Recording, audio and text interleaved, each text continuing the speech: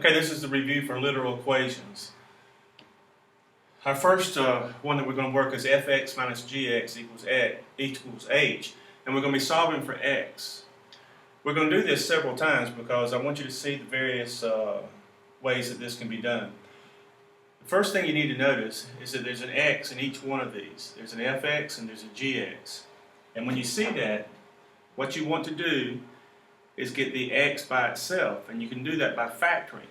So we factor out the x, and when we do that, we divide each one of these by x.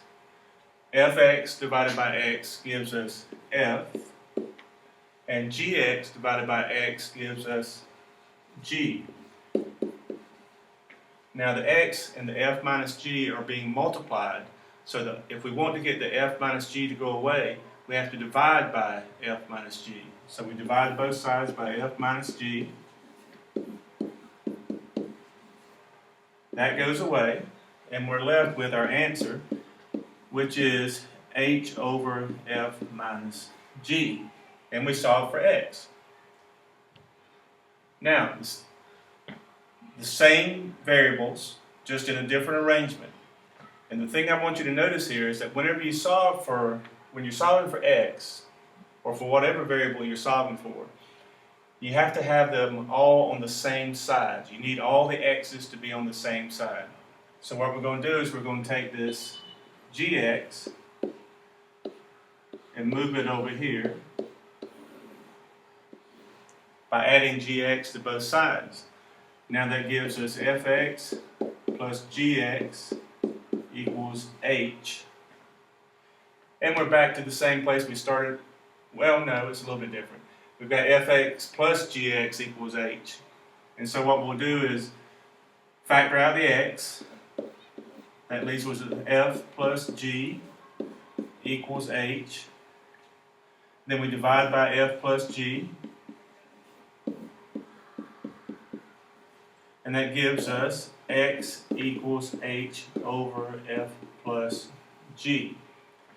So the thing that we learned on this one is that we've got to have the x's, the variable that we're solving for, all on the same side. All right, now we've got something else entered into it. We've got this 4 here, negative 4, and our x is on the other side. So we need our x's on the other side, so let's take care of that first. So we'll go plus gx,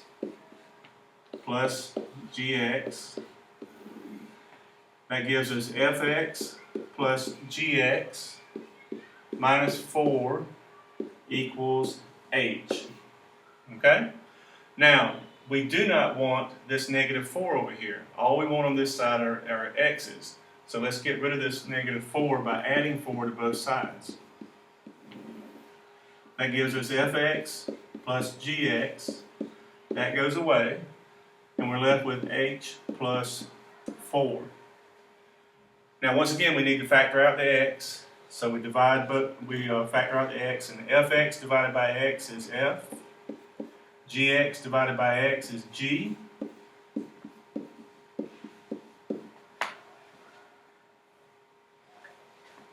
And now the final step to solve it, as we've done before, is divide by f plus g on both sides. And that gives us x equals h plus 4 over f plus g. So 3 different ways that we've done this, a similar problem. Let me review this. The first thing you got to do is make sure that all the x's are on the same side. If they are, you want to make sure that they're on the same side by themselves. So like in this case, we had to get rid of the 4. And then if they are on the same side by themselves and they're in more than one place, you want to factor out the variable that you're looking for. Okay. Now, m equals x plus n over p. We're solving for x, so we need to make sure that we get rid of the n and the p. One of the things you've got to remember when you're solving algebra problems is that this is a grouping symbol the same as parentheses are. So that means that what's on top and what's on bottom are in parentheses. So you might as well look at this as if it had parentheses around this as a grouping symbol. The reason I mention that is because when we're solving algebra problems, we're doing PEMDAS, but we're doing it backwards. In other words, we're doing SADMEP. We take care of addition and subtraction first, division and multiplication, exponents, and then parentheses. The addition that we see here is in parentheses, so it's going to be taken care of last. There is no addition and subtraction outside the parentheses. So next we look for division and multiplication. Well, here's our division by P. So to get rid of division by P, we multiply both sides by P. That gives us PM equals X plus N, because this cancels each other out. Now we need to get rid of the N, and it's being added. So to get rid of the N that's being added, we subtract N from both sides, and that gives us PM equals, that gives us PM minus N equals X, and we've solved for X. Okay, this is just a little bit different. We've got negative 3x, negative 3 times x plus n equals x. Whenever I see this, the first thing that I want to do is get rid of the negative 3. So the negative 3 is currently multiplying. So the opposite of multiplying by negative 3 is to divide by negative 3 on both sides. So that leaves us with x plus n equals x over 3, and it's negative. Okay? Now, we need to get rid of the n.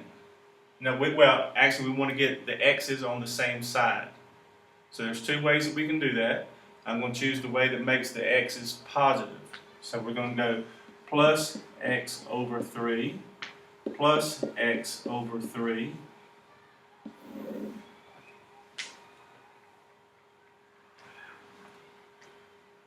Well, I did that too far, didn't I? Alright, so to have the same common denominator, we change the 1, x, into 3 over 3. So that we can add 3 over 3 plus 1 over 3.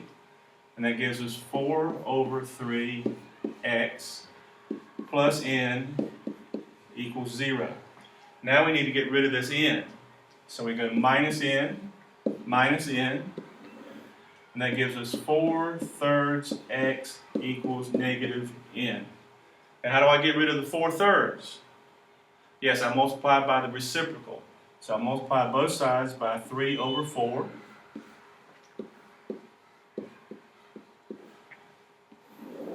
And that gives us x equals negative 3/4 n.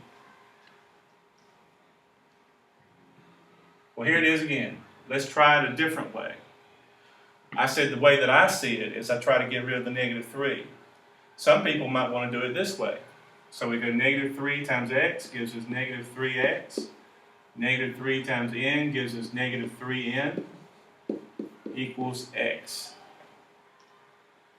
Then to get rid of the negative 3x and make it positive, what I will do is add 3x, and that gives us, that cancels out, and we're left with negative 3n equals 4x. Okay? Now, how do I get rid of the 4 that's in front of the x? I divide by 4,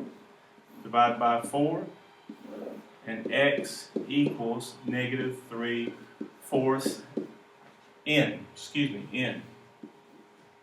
Okay. So, there were two different ways of doing it. The way that I approached it ended up being the long way. So there are different ways that you can do it. This way was the easier way this time. Okay, now one that's another variation. We're solving for x, so we want to get rid of everything that's not associated with the x. So remember I told you that these were in parentheses because of the grouping symbol, the divisor line. So the first thing we want to do is get rid of the y plus 2 that's on bottom. How do we get rid of that? We multiply both sides by y plus 2.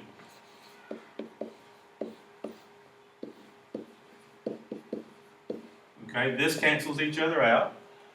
we're left with x minus 4 equals 5 times y is 5y, 5 times 2 is 10.